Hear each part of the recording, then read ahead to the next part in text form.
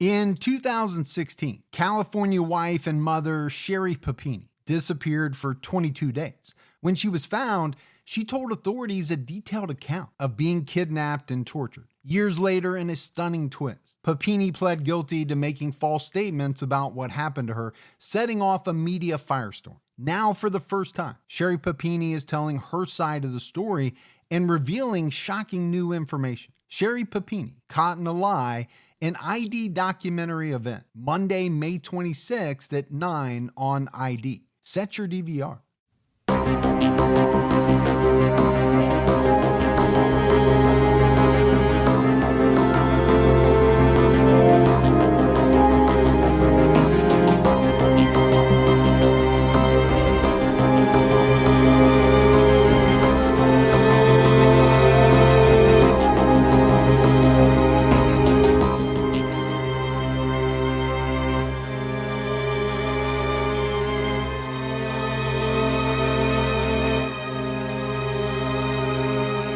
Hello, everyone, and welcome to episode 131 of the True Crime All the Time podcast.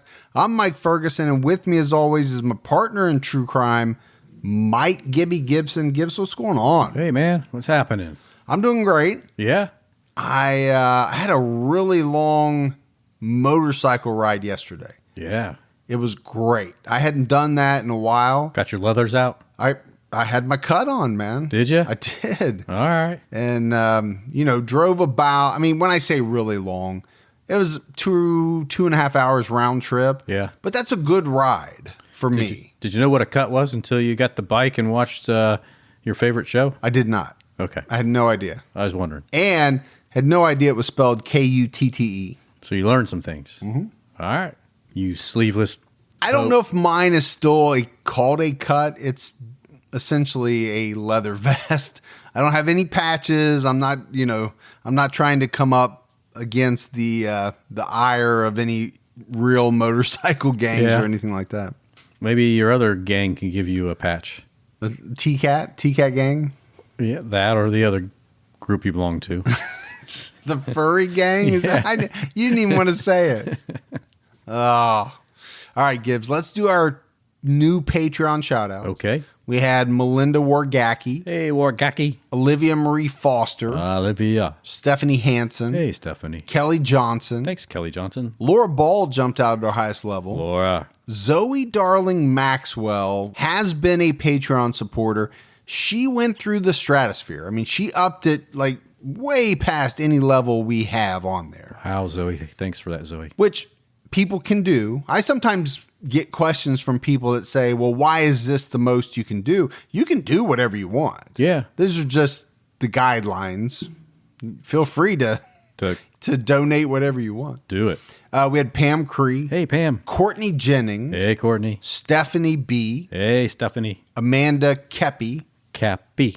Neely Ferguson. Hey. Might be some kind of relation. That's just weird, man, when you get your own family to contribute. It is. Candace Zugic. Hey, Candace. Longtime supporter through PayPal. Yeah, the Zugic. And has decided to come over to Patreon. Raina Day. It's a raining day, but it's Raina. Get it? It's Raina Day. Yeah, I got it. Yeah. I think everybody got it without even having to explain it. Sometimes you have to. You got to work it out. She jumped out to our highest level. Thanks, Raina. We had Saga Sigurdardottir. Sigurdardottir. I don't know if I got that right. Saga or Saji. Jumped out to our highest level. Thanks, as well. Saga. Marissa Baglio. Baglio, yeah. Saban Brogan. Hey, Saban. Ingemar Thor Richter. Sounds like a really bad rash, so I'm just going to stick with Ingemar. No, I think if you have the middle name Thor, big things are expected of you. You think? Save the world, do something. Probably like 6'5", 250 pounds, or the total opposite. Dee Dee Hensley. Hey, Dee Dee. Adam Kloss. Hey, Adam. Raven Ivanov. Hey, Raven. And Marish Murphy. Marish, I like that name. Yeah, different. So we have some really different names. How come I have a feeling we're going to be doing Ingemar again once we hear from them on how we butchered the name and need to redo it? Probably. No, I'm sure we probably will. If we go back into the vault, Gibbs. This week we selected Leanne Seeley. Hey, Leanne. Longtime Patreon supporter, and we appreciate that, right? All the new support, the continued support, it makes a world of difference. And it really does. We had some great PayPal support as well. We had Shyla Green. Hey, Shyla. Geraldine Jensen. Geraldine, thank you. Jan Owen. Oh, thanks, Jan. And Chelsea Camp. Chelsea, thank you. And I have to tell a story about Chelsea. I don't know if she's going to like this or not. Okay. Chelsea tagged us on Instagram Right. a while back, and I saw it, and I watched it. It was a video. It was essentially Chelsea listening to the episode where she got her first PayPal shout out. Oh, yeah. She was so excited. I loved it. I got the biggest kick out of it. That was cool. She's probably going to never support again after I called her out, but Should probably play this one again. it was really good. It was great. That was cool. We had a Patreon merch winner for April, and that was Deanna Foster. So congrats to Deanna. She picked out what she wanted, and it's on its way to her right now. Gibbs, we have to give a big shout out to our friend and Patreon supporter, Lana Hyatt, for her help with writing and research of this episode. Right now, we have an episode out on True Crime All Time Unsolved. We're talking about David and Jeanette Crew, and this is a first for us. We're going to New Zealand. Yeah. We've been threatening to do that for quite some time, Hang out with some Kiwis. and we finally did it. And I'm glad because we have a lot of listeners in New Zealand. We do. I think a lot of people are going to really like this episode. I hope so. All right, but let's get into TCAT. Are you ready? I'm ready. We're talking about Matthew Hoffman. And we're back in our home state of Ohio, and the murders and abduction committed by Matthew Hoffman, just about 2 hours north of where we are, they rank right up there with some of the worst. It's the details of the crime that I think most people find so fascinating. I don't want to say that, I don't want to get into numbers. Right. But everybody looks at Bundy and, Dahmer and these Gary Ridgway, these people that killed a very large number of people. And those people have to be studied. And we will do that and Sure. have done some of them. But this is a story that I think people will really find fascinating. First of all, there's a lot to unpack here, right? Including Hoffman's fascination with leaves, which, you could almost do a whole podcast on that alone. It gets so far out there. Leaves. Just leaves themselves. I'm talking about leaves. Photosynthesis. Photosynthesis. That's a hard word to say. There's definitely hints, and maybe even more than hints, of mental illness. But in the end, Matthew Hoffman stole multiple lives, took multiple lives, and he altered one little girl's life forever. So Hoffman was born on November 1st, 1980 in northeastern Ohio to Robert and Patricia Hoffman. And even as a kid, he was referred to as odd, strange, weird, right? These are the adjectives that you see come out about Hoffman.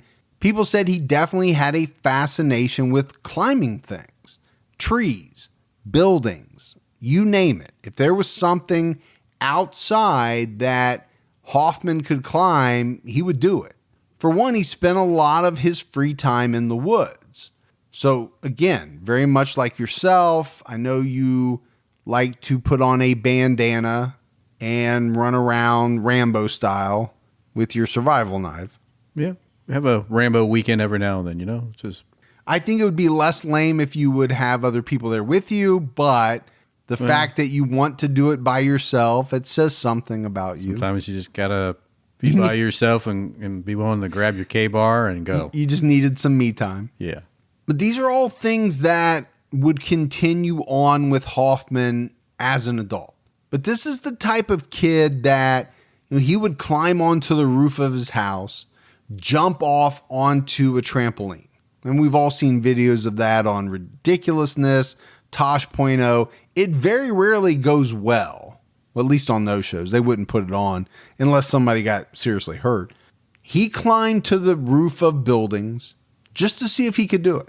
It's fun. Not for me. It's like Spider-Man. He climbed a lot of the trees in his neighborhood. Now, eventually, he would use this as a method of spying on girls. It's probably what happened the first time he climbed something up in the tree. He looked over his shoulder and he looked in the window and probably got a glimpse of something he shouldn't be seeing and thought, this is how I do it. This is the way to do it. He once tied a piece of rope between two trees, high, fairly high up, and tried to walk across it like that flying Linda guy. What's that? Do you know what I'm talking about? The tightrope walker? Yeah. Have you ever seen the videos of that guy? And I think he had there were multiple generations. Yeah. But one of probably the first ones or the main ones, the most well known, he had one where, I'm assuming it was New York City, he was tightrope walking between these two skyscrapers. Yeah, it's pretty amazing, actually. There's a documentary out there. I can't remember if it's on Netflix, Hulu, one of them, and maybe it's not still there. I watched it one time. Carry that big balance pole? Yeah, he had the big pole. I don't think he used a net. And if I remember correctly, he died. Did he? Falling off when I think some type of high wind or something whipped him off. So it wasn't really his lack of skill, but some kind of freak wind blew him off. That's to be expected, though, in that's a very dangerous line of work. Can't beat Mother Nature, man. Without a net. Hoffman's parents split up when he was 16, 17 years old, and he chose to live with his mom. It was around this same time that police caught him on top of the high school. And when they asked him what he was doing up there, again, he said, I just wanted to see if I could get up here. That was like his big thing. It was like a conquest. Yeah. Well, I just want to see if I could do it. To make it up these buildings. It's not like he had a ladder, right? He's having to find a way to scale these buildings. Let's go do that. Let's go scale something right now. All right. I don't know if I have the upper body strength needed to scale anything at this point in time. Or the lower body. Or the lower. Just the body strength. I shouldn't even have classified it as upper. But I mentioned mental illness. I think, Gibbs, that from an early age, there were signs that Matthew Hoffman had some type of mental illness. It's something we'll talk about in detail more later on. One neighbor recalled an incident between Matthew and her dog. And I guess she said her dog started barking at him. And apparently he just stood there staring at the dog with what this woman described as a very blank, unemotional stare. Other neighbors had stories that all revolved around the fact that they thought this guy was odd. He didn't act, at least to them, as other kids his age did. He was strange, and many people that knew him or neighbors that knew of him, they believed he was extremely unhappy. He graduated from East Knox High School in Apple Valley, Ohio in 1999. But he didn't go to high school with the other kids. He studied industrial electricity at the Knox County Career Center. Did you ever go to the Career Center? I thought about going to the Career Center and taking architectural drawing. No, they had that? Yeah. Yeah, I was pretty good at it, but I chose to stay. Yeah, I never went to the Career Center. I knew a lot of people that did. Yeah. I didn't go just because none of my friends went, so. You weren't going to go? No. We go. I go, we go. Well, and I was into so many sports, too. Yeah. I think that would have made it harder. Yeah, you still play sports for your home school. Right, but. It's just harder to get to practice. Right, because most of our practices were after school. Yeah. So you're already at school, you just go to practice. Yeah. But now I got to get from the Career Center to. You got to make that little quick drive over to the other school. I know it's rough, man. So after graduating high school, he got the heck out of Ohio. He moved to Steamboat Springs, Colorado. He said, I'm gone, man. Yeah. I'm going to go where the mountains are. Like a lot of people do. Yeah. Cool name, cool town. Yeah. He got a job at a plumbing company, but he used this job to commit his first crime. At least the first serious crime of which we know, right? He could have committed some type of crimes earlier on. There's nothing out there about them. This is the first one of record. So he's on this plumbing job at a condo site. and he decided that he was going to steal some things. But something must have clicked in his brain because he wasn't wearing gloves, and he started to become extremely worried about fingerprints. And he just knew they were going to catch him, right? They were going to find his fingerprints. They were going to know it was him. Now, for all you budding criminals out there, I think this is something that you're supposed to think about before you're doing the job, not after you've already pulled it. Yeah, it's too late by then, man. And you would know that if you've read pages 57 through 59 of Gibby's book. It's one of the best parts. It'll help you out tremendously. Preparation is the best thing you can do, man, because you don't want to have to try to remember what to wipe down after the fact. You won't remember it all. So Hoffman's freaking out about these fingerprints. And the solution that he comes up with to the problem is to douse the whole place with gasoline and set it on fire. This is how he's going to get rid of his fingerprints. He's going to ensure that he's not caught. So it was reported that he used about 10 gallons. Man. That's quite a bit. Yeah, that's overkill. I was filling up my riding lawnmower the other day, and I have a 5-gallon can. It's quite a bit of gas, right? So 2 of those spread out, lit on fire, it's going to go up pretty quick. Yeah. And it did.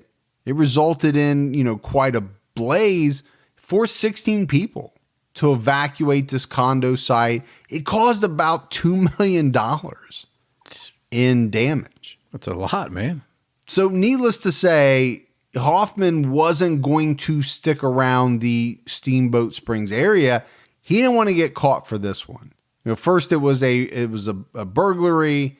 Now I've got to get rid of my fingerprints. I'm going to burn the whole condo to the ground. The arson. So now I'm into arson. So he heads for Ohio, which, as we know, is the place that you go if you don't want to be found, because no one else ever comes here. They're like, why would we go to Ohio? Why? I don't know why. Right. You're right. There's no way. Yeah. There's no reason to look in Ohio because no reasonable person would go there. Especially from Colorado. Why would we leave Colorado to go to Ohio? No, we love Ohio. We do. But I make fun. I kid. It's a great place. It's got us. Police in Colorado eventually figure out that it's him, right? That he committed this arson. But they also realized that for whatever reason, he had stolen some welcome to the city type signs, whatever city it was, whether it was Steamboat Springs or another city. So this is how they got him back to Colorado. What's he got? Welcome to Steamboat I don't sign. know. Welcome to Who Parker. knows? Welcome. What's he doing with them? I don't know. But this is what they used. It was this pretense of coming back to Colorado to clear up this issue of the stolen signs. That's when they nabbed him for the arson. He was convicted in 2001 of theft, burglary, and first-degree arson for setting the condo fire. And he was sentenced to 8 years.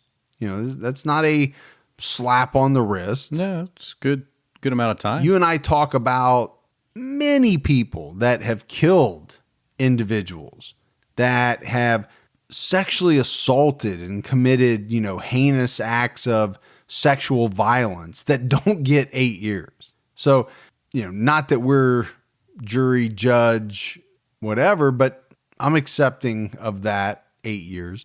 And he did 6. So, it wasn't like he got out in 8 months after he was released. Where do you think he went, Gibbs? Well, of course. Why wouldn't he come back to Ohio, please? You have to go to Ohio. Yeah. So he's out on parole. He's in Ohio because you always come back to Ohio with your tail between your legs when you've either gone to prison in another state or you've gone to someplace like Hollywood, New York, Silicon Valley, and you failed to make it. Idaho potato farm. You failed at your Idaho potato farm? Yeah, that's something different. So Hoffman's back in Ohio. He's living with his mama and reporting to his local parole officer. And it's not surprising. We talk about this quite a bit about, felons. He had a tough time finding work. There is this rumor going around, Gibbs, that some companies, they don't want to hire young men with felony arson on their records. I don't know why. I don't know. But that's the rumor going around. Maybe a barbecue joint would take him.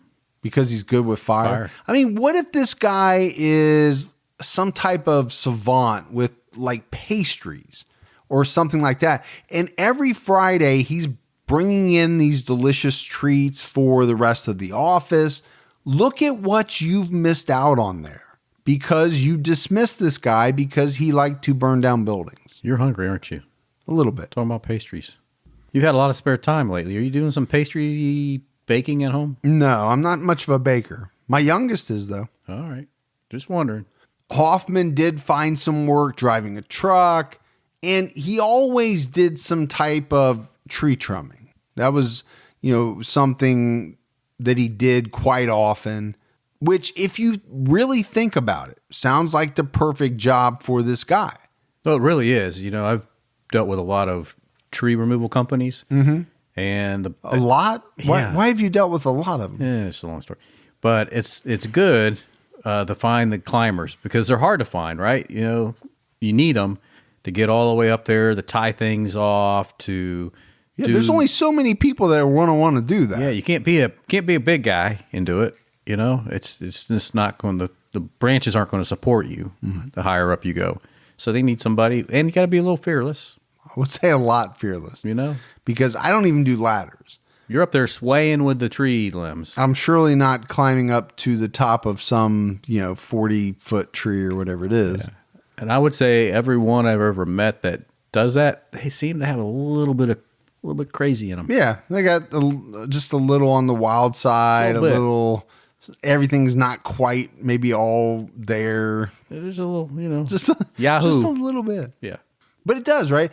People always say, find a job you love and you'll never work a day in your life. You ever heard that saying? Sure. Yeah, people say that. Yeah, have you found that? Maybe. If I can make this podcasting work. That's true. I love to do it. So we'll have to see. And then you think about Matthew Hoffman, what did he enjoy doing? I mean, from a very young age, he enjoyed climbing trees. So I don't know if he was climbing trees every day. I don't know if he was using a boom. I mean, I guess they do it different ways, right? But sometimes people have to climb all the way up, like you said. Do, yeah. As a kid, this guy loved nothing better than to climb a tree. And later in life, after prison, he ends up a tree climber. You can't tell me there's not something to that. That wasn't just an accident, right? That he became a tree climber. No, he said, man, I'm good at that. And I like it. So let me do it. Well, the reason why I'm harping on it, it's going to become a huge factor in this story as we move through. Hoffman had some friends. Now, these friends later described him as aloof. They described him as a Gibby. I mean a tightwad. Nice. Apparently this guy never had any cash on him. When it came time to pay a bill, not sure where I've ever encountered someone else like that in my life. I'd really have to sit and think about it. It's a rough one. Yeah. Yeah. A guy that once the bill comes, he's either in the bathroom, he's forgotten his wallet, or he's left the restaurant altogether. That's the best one I do. I know, that is a good one. You look out and you see me pulling away. You have no choice at that point. That's classic Gibby. Yeah. All right, Gibbs, let's take a quick break to talk about Poshmark. I think you all have heard me talk about Poshmark a couple of times. Last time I said my wife is getting ready to clean out her closet, buy some new clothes. Well, my daughter wanted to get involved, my youngest daughter. She wanted to buy some clothes. So her and I did it together. We had a lot of fun. She haggled with the woman that was selling the clothes. She ended up getting a top, a dress, and a pair of jeans for, I think it was about $30 all in with shipping. It was an unbelievable deal. deal. Everything came in about 2 or 3 days, and she loved it. It all fit. It was just about brand new. I could not believe it. And she used Poshmark's new My Closet. She was putting things in her closet, and that's how we were keeping track of everything. Anyway, you've got to download this app. There's tons of lightly used or brand new items with tags still on it on Poshmark. You shop for your next event or vacation. Shipping is so fast. And the app, you got to download this app because it's very easy to use. And listeners of True Crime All the Time get $5 off your first purchase. All you have to do is enter the invite code True Crime when you sign up. That's invite code True Crime. Don't let allergy season slow you down. Get common allergy meds for as little as $15 with GoodRx. So you and your family, pets included, can stop allergy symptoms before they start. GoodRx is free and easy to use. Just search for your prescription on the website or the app, compare prices, and get a free coupon to show your pharmacist. Save at over 70,000 local pharmacies nationwide, including Walmart, Walgreens, CVS, Publix, Kroger, and many more. Check GoodRx before every trip to the pharmacy to save up to 80% on both brand and generic medications. And did you know GoodRx rewards you for saving money too? Join GoodRx Rewards today and earn points every time you use a coupon. Remember, GoodRx is not insurance, but works whether you have insurance or not. And it could be your insurance copay price. I've been using GoodRx for years, and I can't tell you how many times I have saved money even with my insurance. Stop allergies before they start and save big on allergy medications this season with GoodRx. Go to goodrx.com/TCAT. That's goodrx.com/TCATT. One of the descriptions that you'll see about Matthew Hoffman, and I think this is one that you hear about a lot with people that we talk about, he was intelligent, but he had no common sense. I think we hear it both ways, right? Some people have very low IQ, but you can tell by their actions that they have a good degree of common sense. They got the street smarts for sure. He was the other way around. He was an intelligent guy, just very short on common sense. That's what his friend said. I say that about a lot of people. Now, I never say that about you. Never. You have more common sense than you know what to do with. You also have a Mensa card. You have a very special set of skills. I mean, really, when it comes down to it, you're the whole package. You're the full Monty. Ooh, the full Monty. If you will. Definitely got a full Monty. Well, you don't have to brag about it. Oh, okay. Well, you brought it up. I know. I was giving you the kudos that you deserve. You just take the kudos. You say thank you. You don't go on and then extra brag. Now, I talked about Hoffman living with his mom. I've been talking about a lot of people living with their moms lately. But again, a lot of these guys are just getting out of prison. I don't know that they have much choice. They don't have a lot of money. They don't have a lot of options. But he didn't do it all the time because he chose voluntarily to live outdoors a lot. This guy was very outdoorsy. He was a real Bear Grylls type of dude. Yeah. That's a tough guy, man. Yeah, I don't know if he was that tough, but he did like to rough it. He did like to, sleep in a tent, sleep outdoors, shoot his own food, do things like that. Nothing wrong with that. Now, you mentioned it, right? Didn't have a lot of money, which probably made some of this a necessity at times. If you don't have a lot of money, you may need to catch your own dinner. You may need to sleep out in a tent. Yeah, at that point, you're probably killing some squirrels and roasting them up at nighttime. And he definitely did that. He was known to kill squirrels. He was known to eat them. Squirrel. He would pitch a tent out in the woods, get him a squirrel, and, fire it up. There you go. Have you ever had squirrel? Mm-mm. No, me neither. No, but people say it's out of the roadkill family. That's what I call them, roadkill.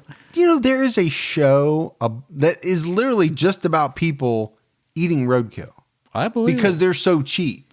Yeah. It's one of those cheapskate shows. They get them fresh off the road. Yes, that is disgusting. People like possum. No, I'm not eating none of that. Raccoon. I want Chipotle and that's it. But they're also the ones that eat the bone, Oh, I'm not eating. I'm not even looking at that. They cook it long enough that the bones get brittle and they chew on them. Too much. Let's fast forward to 2009. All right. Matthew got a loan. Not sure how he did that, but he bought a 109-year-old house. It's an old house, man. It is an old house. It only cost $37,500. So maybe that's how he got the loan. I mean, this is not an expensive house. It was about 10 miles or so, I think, from his mom's house. You can't be too far away from mommy. Mommy, can I have some pudding? How can you have any pudding if you don't eat your meat? Exactly. What's that from? But it's Pink Floyd. It is. I know. Oh.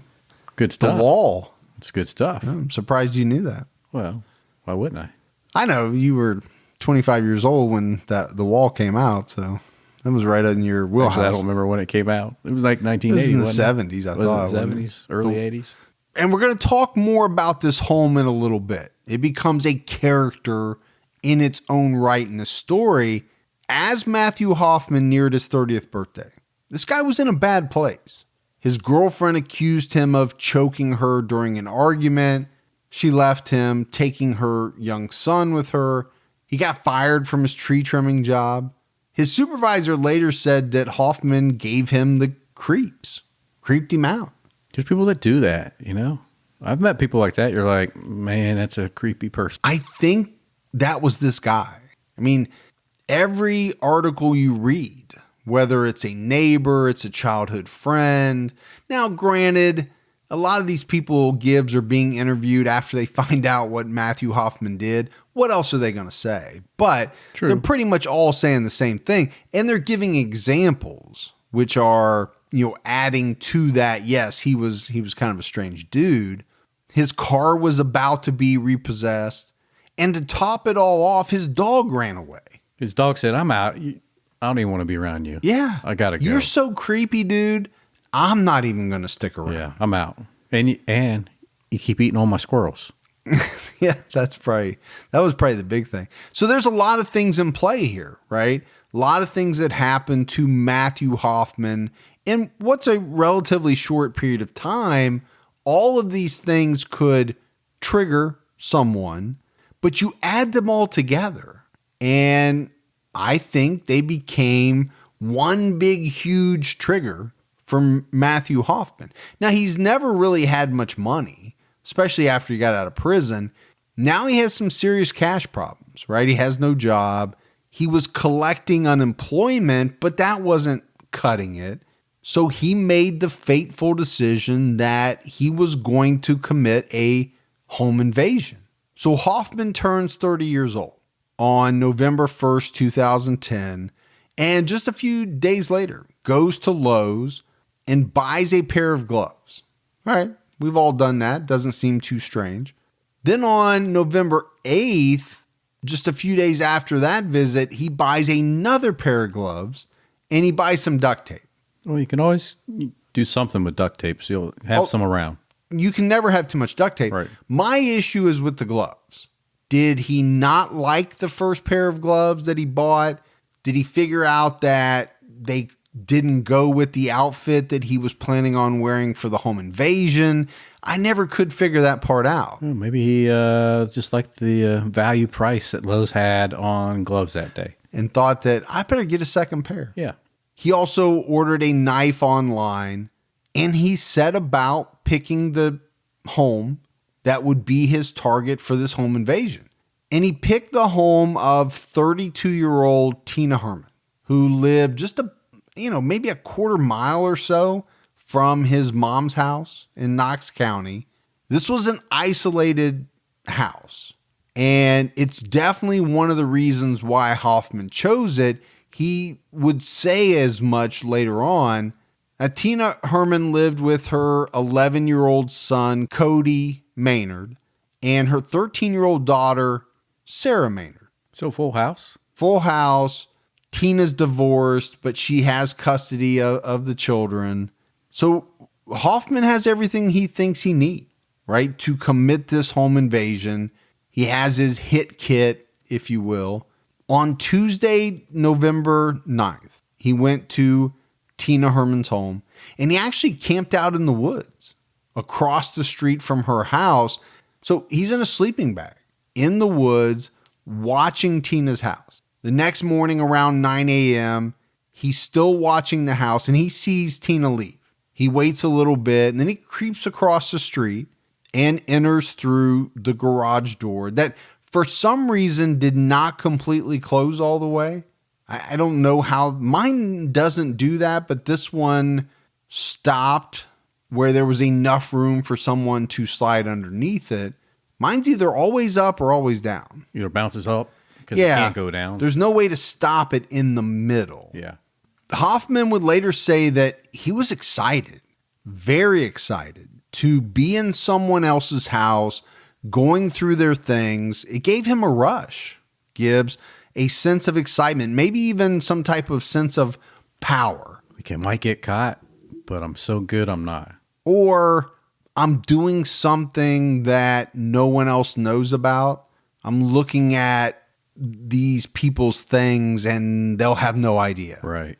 He spent about an hour in the house, but he eventually realized that there just wasn't much in there of value to steal. So he was really getting ready to leave. But before he could leave, Tina Herman returned home along with her best friend, 41-year-old Stephanie Sprang, and Hoffman's stuck.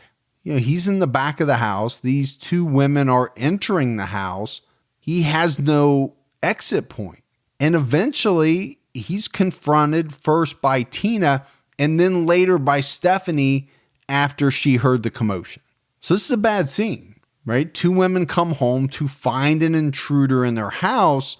Matthew attacked Tina, started hitting her with a blackjack that he had brought along with him. It didn't work the way that he thought it would. I think he thought one or two blows and it was going to knock her unconscious. It didn't do that. He hit her a couple of times and it didn't knock her out. So he stabbed her with the hunting knife that he had bought online and brought along specifically for this mission. And I say mission, I think he looked at it like that, right? He set a target. He set a date. He's carrying out his mission, which even in his own words later on is going to be that this was a burglary, right? That's what he went there to do, steal some things from this house. So obviously Stephanie is seeing what's going on. She is watching Matthew Hoffman attack her friend Tina, and she starts to run through the house.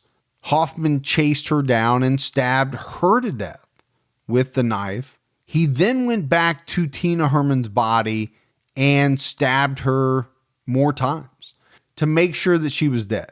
You have to think about this picture. I mean, this thing escalated very quickly. Oh, he's got to be freaking out. He is freaking out because, like I said, if you believe him, Hoffman says this was designed to be a simple house burglary. It has now escalated to a multiple homicide. Yeah, things got bad quickly. And I do agree with you. I think he had to have been freaking out. At the same time all of this is going on, Tina's dog is barking nonstop. And we'll give our warning here, animal cruelty warning. Yes. It's not going to be graphic, but if you don't want to hear it, just skip ahead about 15 seconds and you'll be past it. So warning out of the way, Hoffman killed the family dog to stop it from making noise. And again, could he have lived with the noise? Maybe. But is he panicking so badly that he can't handle it at that moment? Probably. Well, he's stressed out, freaking out, so whatever the dog's doing is probably amplified in his head. Mm-hmm. Well, what's he going to do now, Gibbs? He's got a real mess. Well, you got to get rid of the bodies. Right. So that's the first thing. He made the decision to dispose of the bodies. He also thought in his head, I better burn the house down as well. And he's used to that. He's done that before. Right. What he did was cut the bodies of Tina and Stephanie up into smaller pieces. So he dismembered them, put the pieces in garbage bags. Now he's loading the garbage bags up in the garage in Stephanie's Jeep when all of a sudden he hears more people coming into the house, right? So he's in the garage. He hears someone come in through the front door. It turned out to be Tina's son, Cody, and her daughter, Sarah. Hoffman confronted the kids in the house. Sarah immediately ran to her bedroom. Hoffman caught 11-year-old Cody and stabbed him to death. Then he ran after Sarah. But when he found her, there was something inside of him, something that would not allow him to kill her. I don't know what it was. I don't even know if Matthew Hoffman knows what it was. He'd already killed 3 people, and one of them was an 11-year-old. She was lucky. But for whatever reason, he could not kill her. Yeah. Talking about luck, man. And as far as that, she just lost her mom and her brother, but luckily he didn't do anything to her. But unbelievably, she doesn't know that. Right at this point, she hasn't seen her mom. She hasn't seen Stephanie. She didn't see her brother get killed. She has no idea that anyone in her family is actually dead. So Hoffman tied her up with electrical cord. Then he went out, cut up Cody's body, and loaded those garbage bags into the Jeep as well. He's dismembered 3 people and has their body parts in one of the woman's Jeep. So like we said, Sarah doesn't know the full extent of what's going on in this house. But once Hoffman had all the bags loaded, he loaded Sarah into the vehicle and he drove back to his house. And I said, Gibbs, when we talked about him buying the house, that it's kind of a central figure in this case. We would talk about it more. And now's the time to do that. Because Matthew Hoffman had filled this old house with leaves. Yeah. And it's almost beyond description. We're not talking about a dusting of leaves here and there. We are talking about mounds of leaves, feet high. This is like a rain tree commercial. What's rain tree? Rain trees is one that makes all that outdoor leafy shoes and... That's real tree. That's what I said, wasn't it? You said rain tree. Rain tree. Real tree. You like real tree, like the camo type looking? Yeah. So that's the spinoff. Is rain tree. Is rain tree. That's your company. That's mine. That's the coming spinoff.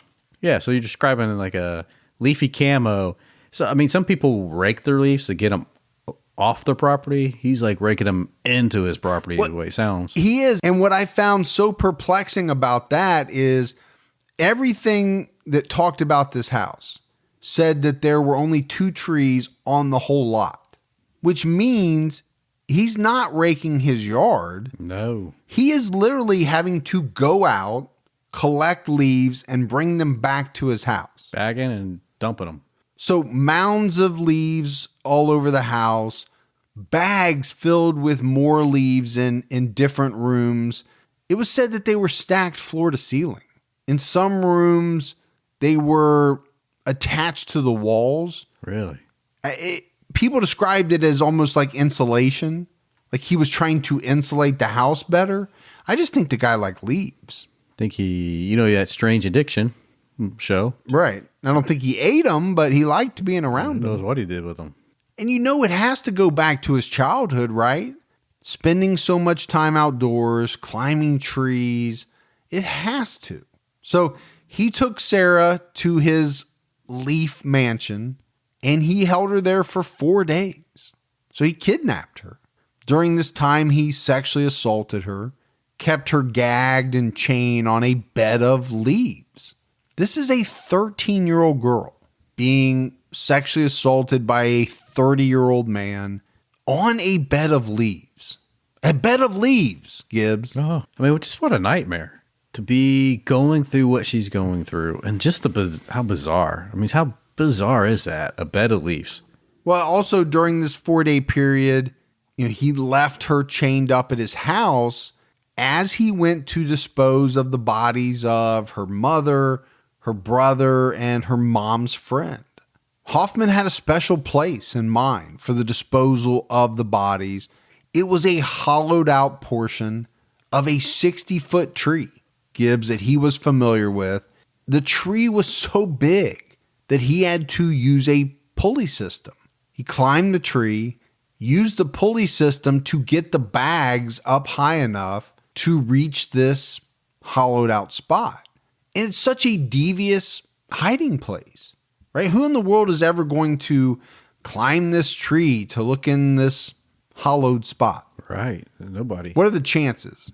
Now Hoffman had to figure out what to do with Tina's house. It was filled with blood. This was a very graphic crime scene. Even though I know I could still guess what he's going to do. Yeah. I think most people listening could guess he's going to go back to the one thing that he knows, the one thing that he's done before. He's going to burn it down. But something happened. A deputy spotted him near Tina Herman's truck with some cans of gas. So the deputy goes over. He's saying, hey, something don't look right here. He asked Matthew what he was doing. He said he was waiting for his girlfriend. When the deputy asked her his name, Matthew said he only knew her first name, which is strange for boyfriends and girlfriends. Sure. Now, if you met somebody at 2:00 as the lights were dimming and the bar was closing, I get that. You might not have gotten last names, but when you say my girlfriend, Yeah. and you say you don't know the person's last name, that's odd. It's gonna set the radar off. Yeah, it definitely does. But what he added was her first name, Sarah. He doesn't even make up a name. He gives the name of Tina Herman's daughter. He's standing next to her truck, says that Sarah is his girlfriend. So that messed up his arson plan. But that didn't get him caught. What really got him caught, and the big break for police, came from a Walmart bag found inside Tina's home. Inside the bag was a tarp and some trash bags. And they were able to trace the barcode to purchases made at the local Walmart and match it up with video surveillance. And they found video which showed a man buying the items, walking out of the store, and driving away in a Toyota Yaris. What in the hell is a Toyota Yaris? Yeah, I don't know. Wasn't there a video game back in the day called Yaris or something like Might that? have been, An yeah. Atari game? I actually think it's a very, very small car, but I'm not positive. Like a Fred Flintstone? Well, not that you have to pedal with your own feet. Not like that. But. Maybe. So authorities did a quick search of all Toyota Yaris owners around that area, and the name that popped up was Matthew Hoffman. Didn't take them long, right, to match the name Matthew Hoffman to the report of the deputy who talked with a Matthew Hoffman next to Tina Herman's truck. And that's all it took, right? From that, they were able to get a search warrant for Hoffman's house. And it was on November 14th. It's a Sunday morning around 8. A SWAT team stormed into Hoffman's house, and they found him asleep on the sofa. I'm assuming there were leaves everywhere around the sofa. They were probably like, are we inside, outside? I thought we just went in someplace. Well, it really was. These guys were shocked. They talked about it a lot in different articles. They're shocked at what they found in this house. Like we said, mounds of leaves in different rooms, bags filled with leaves. One officer said that he expected to find at least one body, if not multiple bodies, under these massive piles of leaves. Now, they didn't, but that's what they were expecting. They reached the basement door, which Hoffman had blockaded using a sewing machine cabinet. This is what had kept Sarah from leaving. That and the fact that I think she was chained up for a lot of the time. Once the SWAT guys got that out of the way, they found Sarah in the basement in a white plastic sheet with holes cut in it for legs. Hoffman had essentially made a makeshift diaper Yeah. for her to wear. She was found bound, gagged, and laying on a big pile of leaves. It was said that when police first got to her, she said she was worried about being late for school. This girl had no idea what was going on. She's bound and gagged and chained and, all these things. The first thing that pops into her head is, I'm late for school. Yeah. Gotta get to school. She's traumatized, man. I don't think there's any doubt about that. But keep in mind, she also doesn't know at this point that her mom and brother are dead. She told the police that she was worried about her dog, thought that her dog might have been hurt. And your heart aches for this girl and what she went through. Couldn't imagine. No, not at all. And you'd never want to have to, right? Even if you could. Right. So they search Hoffman's house. It's just more leaves. It's leaves everywhere. One officer said they found 110 bags of leaves in a bathroom. The bags were attached to the walls like insulation. Gibbs, I don't even know how you physically get 110 bags filled with leaves into a bathroom. No, it's bizarre, man.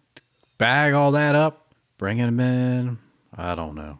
Police found strange drawings, doodles on some of the walls. They found names scrawled on some of the walls. And when they opened up the freezer, they found a couple of red popsicles and 2 dead, unskinned squirrels. Oh, squirrels.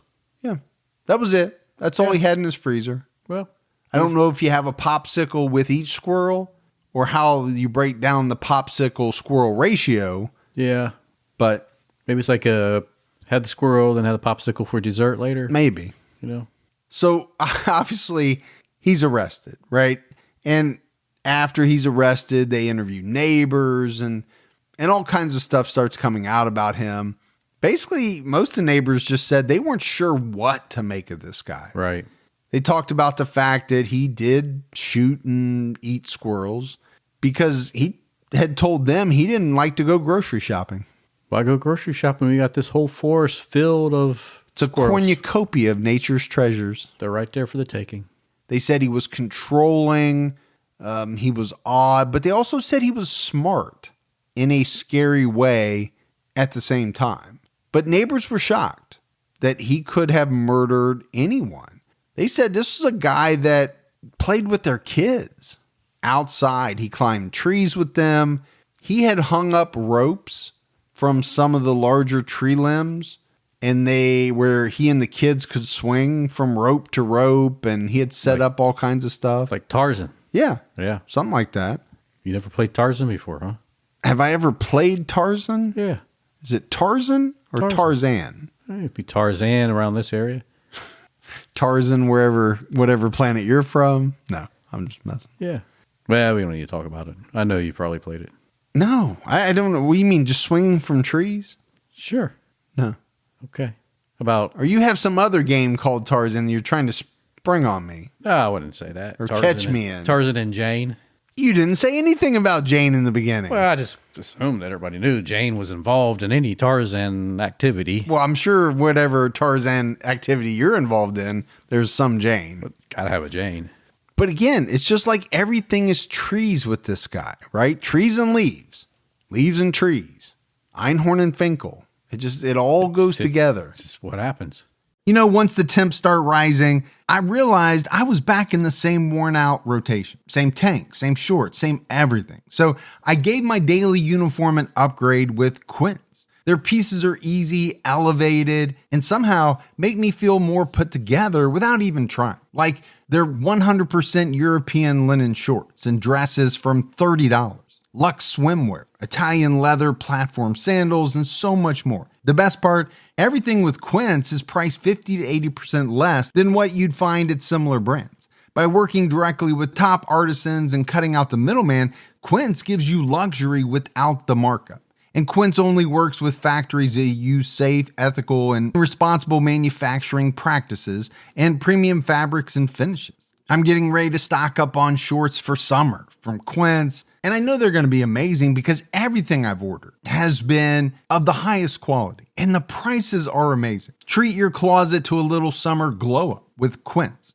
Go to quince.com/TCAT for free shipping on your order and 365-day returns. That's QUINCE.com/TCATT to get free shipping and 365-day returns. Quince.com/TCAT. You know, my wife and I do a lot of shopping online, and we always use Rakuten. Rakuten is the smartest way to save money when you shop because you earn cash back at over 3,500 stores. We're talking fashion, beauty, electronics, home essentials, travel, dining, concert tickets, and more. Your favorite stores like Macy's, Nike, Sephora, Dyson, and Lowe's. And that's just to name a few. Pay Rakuten to send them shoppers. And Rakuten then passes on a part of that payment to its members as cashback. Cashback is deposited directly into your PayPal account, or Rakuten can send you a check. You can even maximize your savings by stacking cash back on top of other deals, like store sales and coupons. You're already shopping at your favorite stores. Why not save while you're doing it? It really is a no-brainer. Membership is free, and it's easy to sign up. Get the Rakuten app now and join the 17 million members who are already saving. Cashback rates change daily. See Rakuten.com for details. That's Rakuten.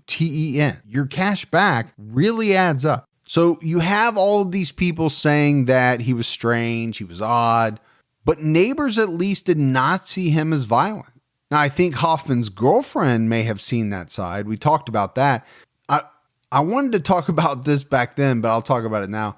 I'm actually really shocked that this man ever had a girlfriend in the first place. I mean, you're telling me that a female actually came and spent time at this guy's house in and among all these leaves. You've been around my wife quite a bit. She gets so ticked at me when I don't put my shoes in the closet. Which is true, but also very strange to me because there's a lot of shoes on the floor but yours. She's mad at you for not having yours in there? Oh, she's mad at the kids too. Yeah. They just don't listen. Oh, okay. I tend to listen. Yeah. You know what's good for you. I do. Yeah. But mad about shoes, 3-4 feet high piles of leaves. Bags of leaves all over the place. Yeah. I just can't imagine any woman and her young son, she had a son, Right. would be in that type of situation. I think if you just tracked a couple of leaves into your house, your wife would not be happy. If the dog tracked it in, she'd yell at me, blame it on me. Yeah. You should. She's going to hear this back when I'm editing. She's like, you're making me sound so mean. She does that all the time. Well, no. But I never understood that part. And there wasn't enough in the research to really, expand on it other than his girlfriend left because he allegedly choked her. Otherwise, she was okay with the I guess. I don't know. full house of leaves and all the critters attached to them. Yeah. Now, when police first questioned Hoffman, he didn't really say anything, right? For hours and hours, day after day, he stonewalled them. And remember, they still do not know what exactly happened to Tina, Stephanie, and Cody. They know something bad happened in that house. Right. From the amount of blood and the crime scene, but they don't know exactly what happened, and they don't know where they are. It wasn't until the 16th that Hoffman opened up to a detective named Joe Dietz. And this was only after Dietz got a little creative and was able to make Hoffman think that he was not recording their conversation. Because up until then, right, every conversation had been recorded. He just was not willing to say anything. But when he didn't think he was being recorded, he told Dietz that he had a bad dream in his cell that involved him being at a food processing plant. And he was opening up trash bags filled with dismembered body parts. He wanted to confess, but Matthew Hoffman had terms. And these are terms, Gibbs, that you and I have never heard before in all the research and all the cases that we've looked at. So what Hoffman wanted to do, he wanted to write down everything, including the locations of the bodies, for his attorney. Then he would try to escape, and he wanted police to shoot him dead. Okay. This was his terms. Escape plan gone bad. Got Right. it. Yeah. He was already on suicide watch, right? He had stated that he could not live with what he had done. He would definitely, given the chance, take his own life. But obviously authorities can't go along with this plan. They told Hoffman that. He clammed up again. But just a couple of days later, he finally agreed to tell them everything. He told them where to find the bodies in the tree. He agreed to plead guilty on all counts, and he agreed to write out his confession. And he did. He laid everything out in his confession. Much of it we've already talked about, but I wanted to read one part in particular. He said, quote, "I did not enter the house to kill those people. I did not know a single one of them. I didn't know their names, and I didn't know who all lived at the house. I did not plan for any of this to happen. I didn't want to kill anyone. I tried to knock the first woman out so I could escape, but it didn't work.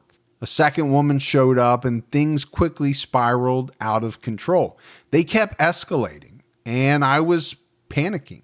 I only chose to process the bodies to make their disposal easier." You believe that? You don't believe that? I don't know that Matthew Hoffman went there to kill anyone. I don't know. No, I don't think that was his intention. But there are some things that really piss me off about Matthew Hoffman's confession.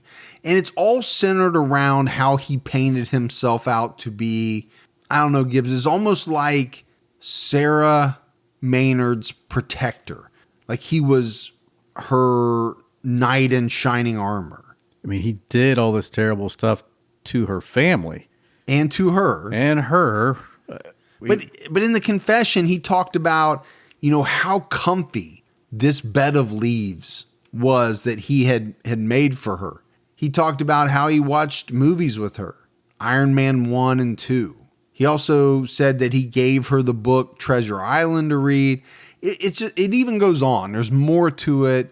Oh, I was so sweet. I took care of her. I did this. I did that. She slept in my arms. Yeah. I cradled her. It's sickening. Everything in the confession, as it relates to the part with Sarah, was as if he was saying, I was great to her. I was doing her a favor. I was looking out for her. I was taking care of her.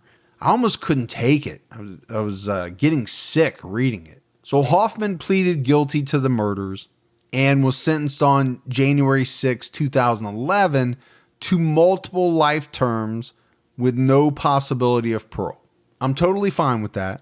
I would have been okay with the death penalty, but it was taken off the table, and we'll talk about why here in a minute. The Knox County prosecutor read some words prepared by young Sarah Maynard. She said, "This has changed my whole life and my family's life too. This is so sickening, Matthew, to know you even had the guts to do this to a family. I'm not scared of you, Matthew. I'm going to stand up for myself and live my life." And the death penalty. The family had agreed to let prosecutors take it off the table in exchange for the information about where the bodies could be found.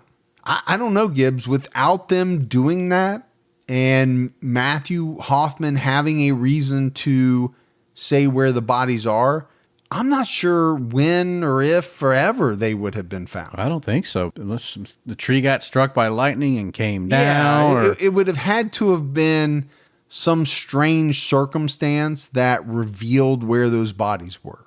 Hoffman was sent to the Toledo Correctional Institution, and he was kept in a unit for prisoners who are a danger to themselves or others, or who could face danger from other prisoners. So 2 things here. Number 1, that definitely sounds like Matthew Hoffman. Right. But 2, as I'm reading that, it to me sounds like most prisoners. I mean, you're either a danger to yourself, Or a danger to others, or for most people, you're at risk of getting hurt by other prisoners. yeah. You're falling into one of those categories. I don't know how you don't, but I know what they mean about the third one, right? Everybody's at a risk Exactly. in prison, but some people are at a very special risk, you know. Right. He's had a few minor infractions in prison, but nothing real severe. Disobedience, destroying property, disturbance, I think that's a Tuesday morning for most inmates. That's, Nothing big. no, nothing jumps out at you like, oh my gosh, I can't believe you did this or that. Yeah, I mean, I know they're minor stuff, but still, man, someone messes with your Twinkies, if they take your Oreos, Well, for me, it's ramen noodles. don't take Mike's ramen noodles. I will stand my ground. If I'm in prison, Yeah, I will stand my ground around ramen noodles. like don't mess with my ramen noodles. And I'm like, don't mess with my Twizzlers. You think you can get Twizzlers in prison? If you can get cigarettes and That's true. Why wouldn't you be able to marijuana, I think I can. I don't think they sell marijuana at the Well, you get it somehow. You got to Yeah. know the right. Hey man, because somebody shoved it up their rear end and waddled it in. Yeah. Maybe I don't want Twizzlers then. I was gonna say, you get what you pay for. Yeah. Now you got me thinking of the shapes of things. That what would I want? The shape would make sure that it could not be shoved up someone's. I don't know, dude. I think there's a lot of things that are. I once saw a video of a woman that somehow had 2 VCRs in between, underneath her dress. Somehow she was trying to walk out of a store with 2 VCRs. Jeez. Now, obviously, they're not inside her rear end, but Yeah. I thought that was amazing. Well, yeah. And they weren't tucked into anything. Huh. She is literally holding these 2 VCRs and walking at the same time somehow. Unique thigh power. Exactly. Yeah. I don't know. It didn't have anything to do with what you were saying, but No, it didn't, Mike. But but I chose to talk about it anyway. yeah, well, I'm glad you didn't go there because you were talking about it. I think you were headed like you could fit anything up your keister, Well, but I was like, yeah, There be is. careful. I mean, people sneak all kinds of stuff into prison, and a lot of times that's the way they do it. Yeah. So Matthew's mother, right? It's something we talked about his parents early on, but his mother, Pat, said in an interview later that she could not comprehend what her son had done. What else can you say? I think she said it all. I mean, how could you ever understand him doing something so terrible? And so senseless, right? It's both. Yeah, senseless, terrible. It's horrible, the crime, but it's also senseless. There was no reason for it. I mean, the extremeness. I mean, to sit there and have to chop the bodies up too. I mean, that's sickening, right? And then to do what he did with Sarah when he didn't need to do that.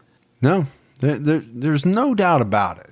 But she went on to say that most of the family disowned him. And I think that's a question, right? That gets brought up a lot. You know, family is family, blood is blood.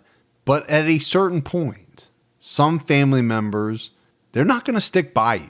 Sometimes you got to boil that blood, man. Now, mothers are different. I think for mothers, very hard to give up on their children, even when they've done something so bad that the rest of the world looks at it as, looks at them as a monster. Well, and I'm sure some moms harbor the guilt. Guilt, sure, Yeah. because they raised them. What did I do wrong that made him do this? Yep. You know? Even if they didn't do anything wrong, I think that would still be there. So Pat, at one point, I was reading this in an article. At one point, she visited him about every 6 weeks, talked to him on the phone once a week. But the part that I took away from the article was that in all of those visits and all of those phone conversations, not one time did Matthew Hoffman ever utter a single word about the murders. Never said anything about them. I guess if not asked, why bring it up? Yeah, maybe. So, kind of as we're closing this episode out, some interesting things that happened. Wells Fargo foreclosed on Matthew's House of Leaves. This is something that you and I know quite a bit about. Oh, we the stories we have about what you can find in foreclosed homes. They must have sold that. I was thinking when I was first reading about it, boy, they must have sold that bad boy at a deep discount. Oh, yeah. And then I got to thinking, all the disclosures that you have to make in a real estate transaction. You have to disclose if somebody was murdered in the house, and it varies state by state, right? Sure. Do you have to disclose that a young girl was held prisoner in the house for 4 days? And that the previous owner kept mounds of leaves and squirrels in his freezer? I don't think you have to disclose that. No, I don't think you have to. But man, you'd like to know. at least about some of the stuff. But if you're from the area, do you not know what house that is? I think somebody knows. And if you're looking for houses and it comes down between that and another one down the block, do you say, honey, do you want this one or do you want the other one down the block with no leaves and no squirrels? Yeah. I just kept thinking, my wife's always watching those HGTV shows. Oh, yeah. Flip This, House Hunter, something, Nashville, Vegas. She's got it all, man. Panama City. I don't know. Yeah, They're everywhere. I've seen it, man. She's. I think you and I should start a HGTV show. Okay. Where we remodel crime scene houses. Again, you got me doing all the work. I said we. Yeah. I didn't say you. Oh, I don't know how to remodel I know. anything. That's what I'm saying. You got me doing all the work. I'll supervise. Yeah, that's what you do. But think about it. Yeah. That's the best of both worlds. You get all the legions of HGTV faithful. Sure. You get the legions of true crime faithful. There you go. And you meld it into one unbelievable force majeure. And I think it's going to be pretty much the same demographics. So there you go. I think it's amazing. I think it's an amazing idea. I think you're onto something. Let's call them right now. Somebody can say, I might have to edit that out because somebody will steal it. Maybe. You could be the next Taran. I don't know who that is. Isn't that the guy that does L.A.? I don't know. I don't watch any of those shows. I said my wife watches them all. Well, you sit there with her. No, I do not sit there with her. But think about it. You could tell the story of the crime in a very respectful way while you're doing the remodel. Could happen. I think it could. You're definitely a thinker. Now watch. In like 3 months, there will be a show. Oh, I'm sure it's guaranteed. It's probably already in the works. It probably is already in the works. But I'd like to see somebody tackle that remodel. The whole leaves squirrel remodel. Vanilla Ice could do it. I think he could. He's got that modeling. I've actually watched that one a couple of times. Yeah. Just because it was Vanilla Ice and I wanted to see what he was doing. So this house. Yes. I know I got off on a tangent, but they actually donated it to Habitat for Humanity. I don't know that they did that out of the goodness of their heart. They probably did it because they didn't have a snowball's chance in hell of selling that house. Right. And they wanted to get it off their books. But it worked out good. Sure. Because ultimately they found a good recipient for the house. Then we get to the 60-foot tree. That was torn down. Even though I did read something about it being part of Hoffman's negotiation for him giving up all the information that they would not harm the tree. But they did it anyway. So we've alluded to possible mental illness on the part of Matthew Hoffman. I say possible, Gibbs, but I think it's more than possible. It seems very likely. I would think so. That there was something going on. Some underlying. Some degree, yeah. Psychologists have looked at his obsession with trees and leaves. They've looked at some of his drawings, his scribbles that police found inside the house. They say it all points to a person that was coming unhinged, that was dealing with some type of mental illness. He's been classified as a sociopath. He's been labeled as suffering from delusions. But like we talk about in a lot of our cases, Hoffman was never treated for anything, any type of mental illness. And I look back on his childhood, I can't help but think that there were some signs. There was something there. Now, whether, somebody picked up on it, that's a different matter. Or whether somebody did pick up on it and they just said, hey, it'll be okay. It'll work itself out.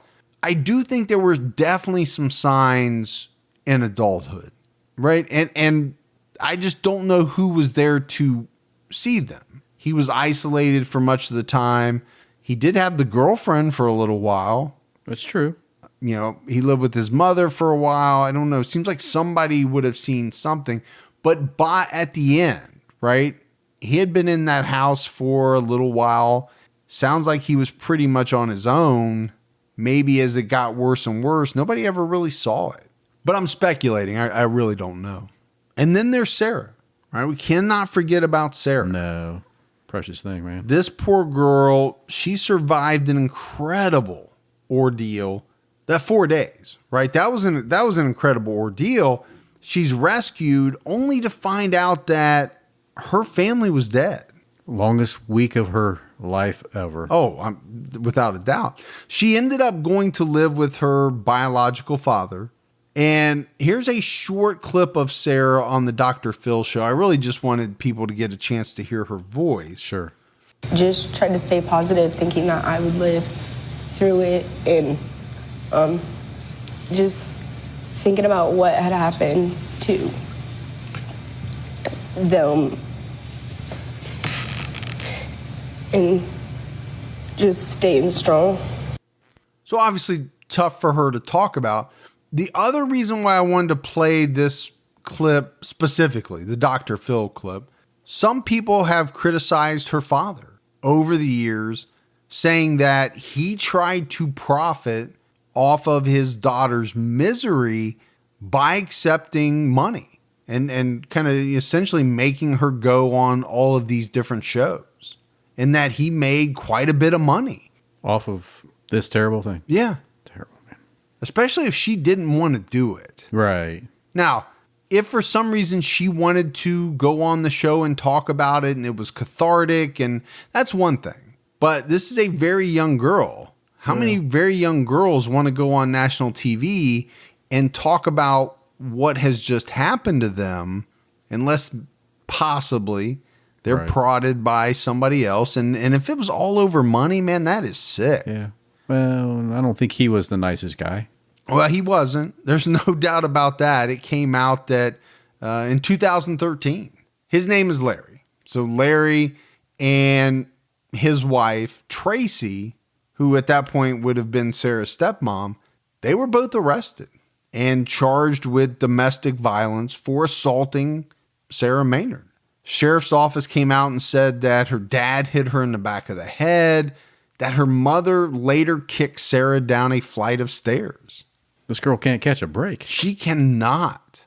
I didn't find the actual resolution of that case, but I know she took out a protective order. Sure. Against both of them. Yeah. Needed that for sure. They were definitely charged. I didn't see whether or not they were found guilty, but she's the one making the claim. So I can't imagine that they got all back together as a happy family unit regardless. No, I don't think there was no kumbaya. No, definitely not. But that's it. That is the story of Matthew Hoffman. Just absolutely senseless murders.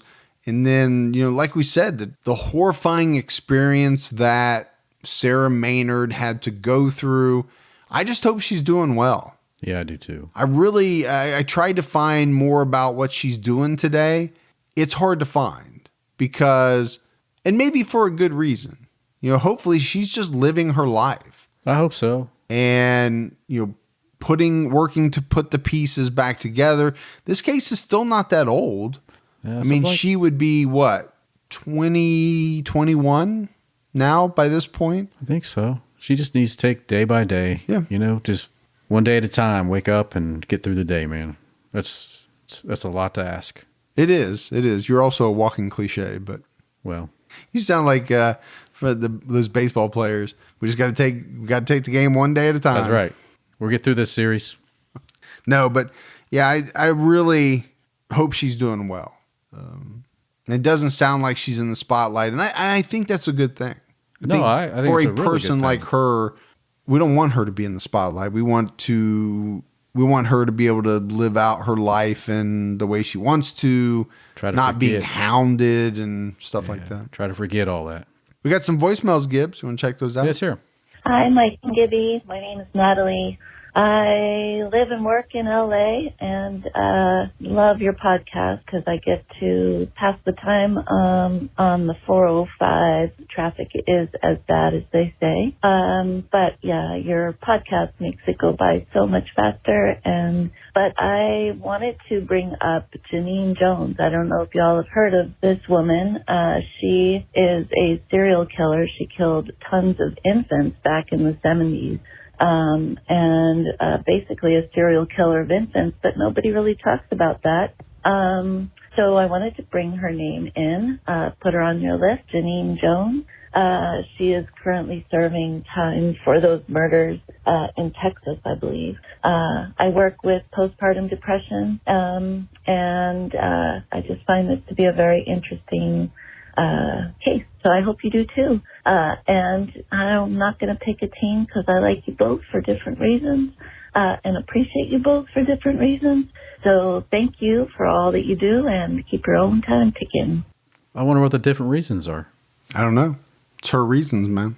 My wit, charm, Good looks. my flow of the Why are they just all your reasons? vocabulary, my in-depth vocabulary.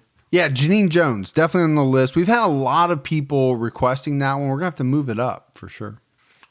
Hey guys, this is Taylor calling from Georgia.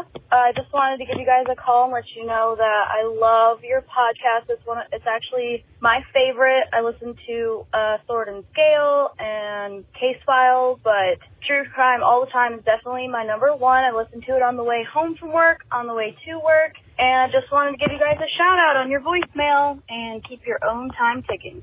Wow, those are some really good podcasts. They are. Put us in that realm, but put us on top. That's awesome. Yeah. Appreciate Yeah, we really appreciate that a lot. Makes us feel good about what we're doing, right, Gibbs? If you just knew how hard I worked to make that happen. Oh my gosh, you do. I do, man. Hey, Mike and Gibby, this is TJ. I'm calling to let you know that I love your show. I love the details and the way you guys talk back and forth. It just seems like a normal conversation. There is a case in my hometown of Whiteland, Indiana, by the guy named David James Roberts. And he had burned down this house that had a husband, wife, and an infant. And he was the very first guy ever. He was the first fugitive ever on America's Most Wanted. And he was also the first fugitive caught because of that. But anyway, I just thought that would be an interesting case for you guys to dive into. And it's from my hometown. But you guys keep up the awesome work. Be safe and keep your own time ticking. All right, that's one I've not heard of. That's the new one. Yeah, I'm going to have to put that on the list and start doing some investigation. You and your investigation.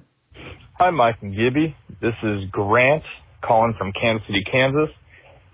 Wanted to let you guys know that I absolutely love your guys' podcast. Never really listened to a podcast and started about 2 weeks ago and stumbled across your guys' and started with Ed Kemper, and then after listening to it and loving it, started from the very beginning and worked my way through.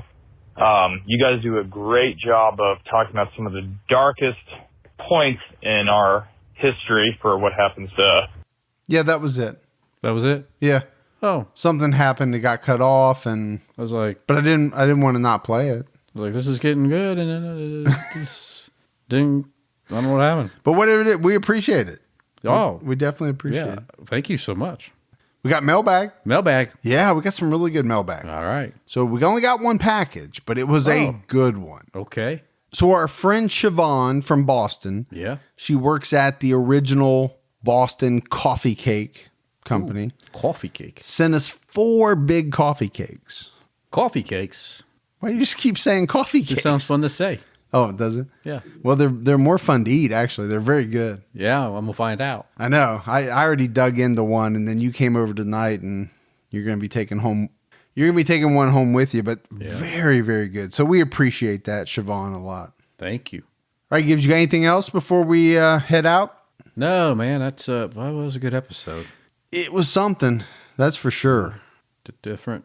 It was. That's what I was going to say. It was different than some of the other ones that we've been doing. Yeah. You know, the underlying factors are kind of behind why did he do what he did? Why did he choose to do it the way that he did? What was this thing with leaves? And just there's some strange facets to it for sure. But that's it. That's it for another episode of True Crime All the Time. So for Mike and Gibby, stay safe and keep your own time ticking.